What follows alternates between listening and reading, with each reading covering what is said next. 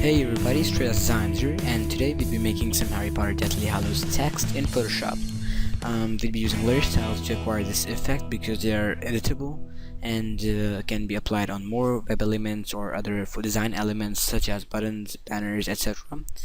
And also because that we can change the settings to our liking if we want in the end.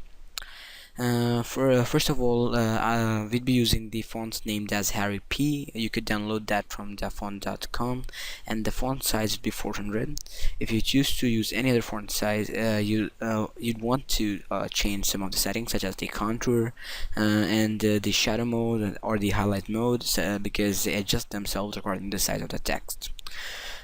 First of all, I would delete the layer styles by dragging them into the dustbin here, like this, and double click on the layer to bring up the layer styles.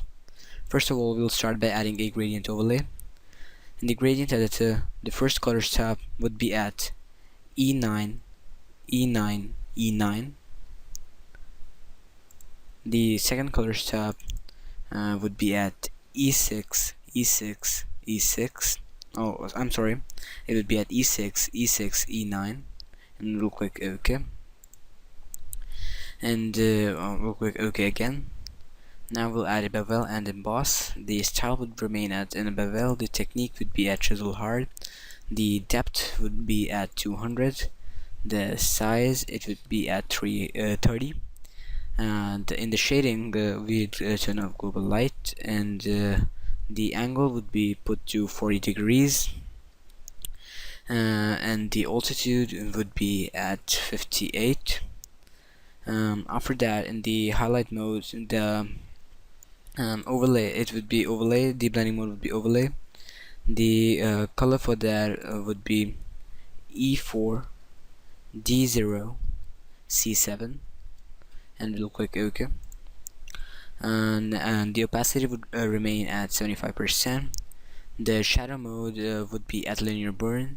The color for that would be 522213, and we'll click OK. The opacity would be at 100%. Now we'll be adding a contour here, and the contour would remain at a linear contour. The anti-aliasing should not be checkmarked, it should be turned off, and the range would be at 58%. When you've done that, we'll go to the texture. In the texture, we'll have the texture at rusted metal texture. You could get that by clicking on the cog icon here and selecting patterns, and the rust texture would be there somewhere in the third last line, and the scale would remain at 100, and the depth, it would be at 30%. I'm sorry, the scale would remain at 100%, and the depth, it would be at 30.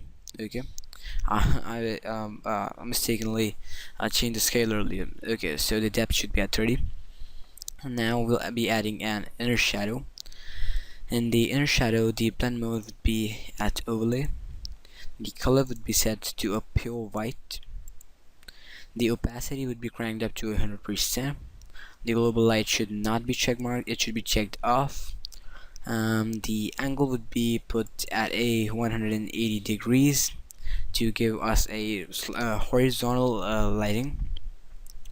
After you've done that, we'll put the distance up to 10, and the size would be at 15.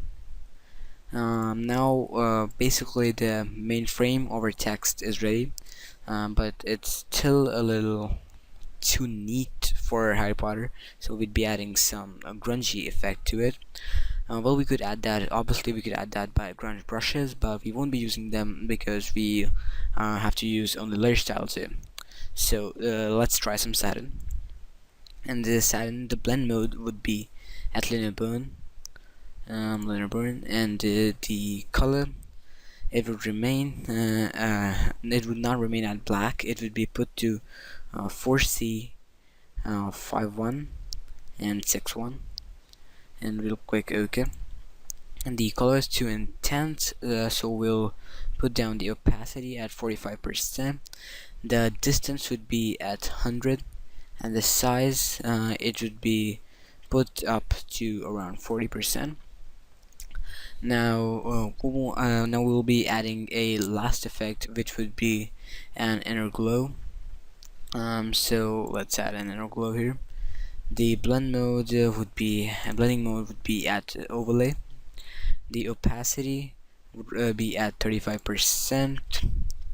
The color would be a pure white, and we'll click OK. So now click OK again, and congratulations, you have prepared your Harry Potter text for your banners or any other things which you want. And I hope you enjoyed the tutorial, and if you want more such tutorials and want to support my channel, please subscribe to this channel by clicking the button below, and comment in the comment section if you want to suggest any ways to improve these videos. If you want to support me, please subscribe it. I'm telling this again. And also please check out my other tutorials and visit my website, which is www.straightashdesigns.portfoliobox.me, and there are some high quality downloads there, and you could even download this PSD file if you're too lazy to do this in Photoshop. Thanks for watching, and I hope that we'll meet soon in another tutorial, maybe next week. Thanks for watching.